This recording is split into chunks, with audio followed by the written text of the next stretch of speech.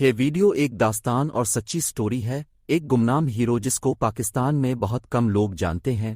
اس داستان میں آپ کو غریب کی غربت اور بے کسی دیکھنے کو ملے گی۔ اقبال مسیح کو نہیں جانتے میں؟ اقبال مسیح نہیں آیا ڈانڈو۔ نہیں، میں نہیں جانتا اقبال مسیح نے تو پہلی بار آپ سے نام سنا ہے۔ اس ہیرو کا نام ہے اقبال مسیح۔ اقوام متحدہ ہر سال اس کے نام سے ایوارڈ جاری کرتا ہے۔ اس کی زندگی پر کتابیں لکھی گئیں اور دنیا میں اس کے نام پر کئی ادارے موجود ہیں۔ یورپ کی سڑکوں پر موجود مجسمے اس کی عظمت کی عکاسی کرتے ہیں۔ اقبال مسیح 1 جنوری 1983 کو پنجاب، پاکستان کے لاہور سے باہر مریدکے کے ایک گاؤں کے ایک غریب کیتھولک کرسچن گھرانے میں پیدا ہوئے۔ اس کے والد سیف مسیح مزدور اور والدہ عنایت بی بی تھی جو قالین بنانے والی فیکٹری میں کام کرتی تھی۔ اقبال کے بڑے بھائی کی شادی کے لیے اس کے والدین نے قالین بنانے والے کارخانے کے مالک ارشد سے 600 روپے کا قرض لیا۔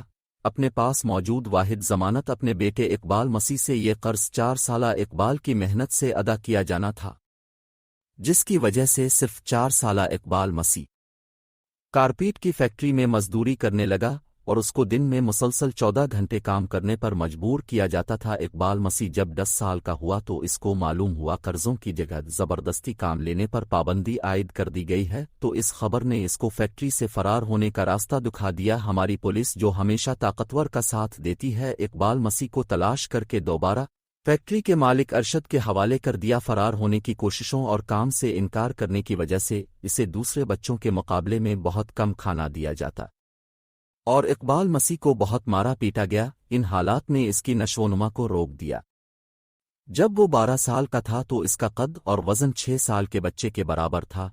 اس فیکٹری میں سب بچوں کے ساتھ ایسے سلوک کیا جاتا، کام لینے کے بعد ان بچوں کو زنجیروں کے ساتھ باندھ دیا جاتا تھا تاکہ وہ فرار نہ ہو سکے۔ اتنی سختیوں کے باوجود بھی اقبال مسیح دوسری بار بھاگنے میں کامیاب ہو گیا اور اس طرح اقبال فلاحی ادارے کے ایک سکول میں جا پہنچا۔ یہ ادارہ قرض کے بوجھ تلے کام کرنے والے بچوں کو رہائی دلوا کر ان کی تعلیم اور دیکھ بھال کا انتظام کیا کرتا تھا۔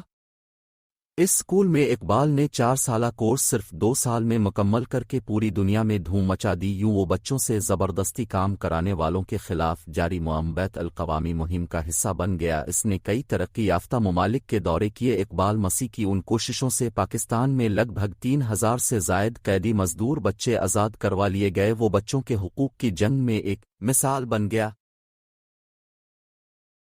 اقبال مسیح کو سن 1994 میں امریکہ مدعو کیا گیا اور عالمی ریبوک ہیومن رائٹس ایوارڈ سے نوازا گیا۔ ساتھ ہی ساتھ اقبال کو اس کی دیانت داری جدوجہد کے صلے میں تعلیمی سکالرشپ بھی دی گئی۔ اقبال مسیح کی کوششوں سے باہر کے ممالکوں کے تعلیمی اداروں سے فراہم کردہ فنڈز سے آج بھی پاکستان کے تقریباً 20 سکول چل رہے ہیں۔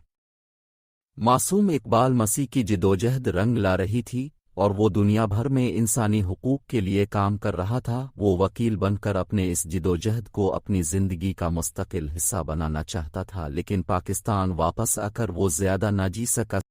16 اپریل 1995 کے دن وہ سائیکل پر کسی کو ملنے جا رہا تھا کہ نامعلوم افراد نے فائرنگ کر کے اس کی زندگی ختم کر ڈالی۔